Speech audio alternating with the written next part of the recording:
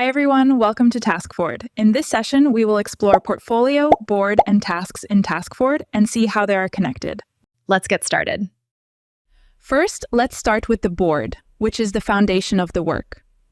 On the left sidebar, I'm going to open Board. Here, I already have boards like App Development, Sales, and Marketing. I'll go into the App Development board so we can look inside. This is the day-to-day workspace for execution, where I can create tasks, organize, plan, and manage delivery. Here are many different views, so you can choose the one that is best for your workflow. You can also add your team members to collaborate on a board. So basically, a board is your main workspace, where work is created, organized, and managed. If you think about your team or your project, the board is the place where that work actually lives. Now, let's go one level deeper and look at a task. I'll open one of these tasks here. Inside a task, I can define all the important details, such as assignee, status, start date, and due date. I can also add a description for more details of the task, create relationships with other tasks, or create subtasks. Here you can also leave a comment or attach more specific information related to that piece of work.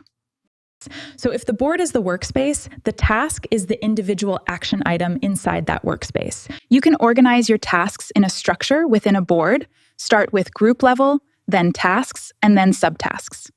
Now let's move up to the higher level, which is the portfolio, where you can group multiple boards together. I'll go back to the sidebar and open portfolios.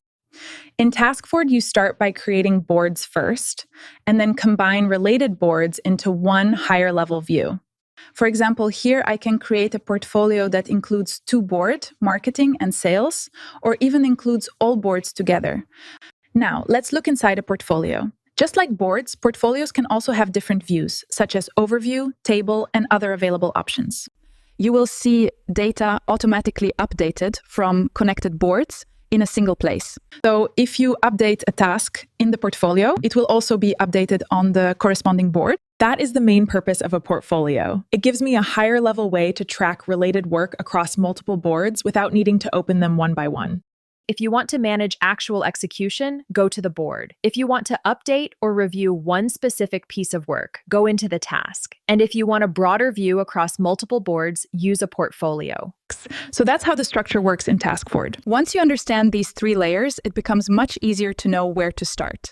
And that's for today. Thank you for watching, and I'll see you in the next session.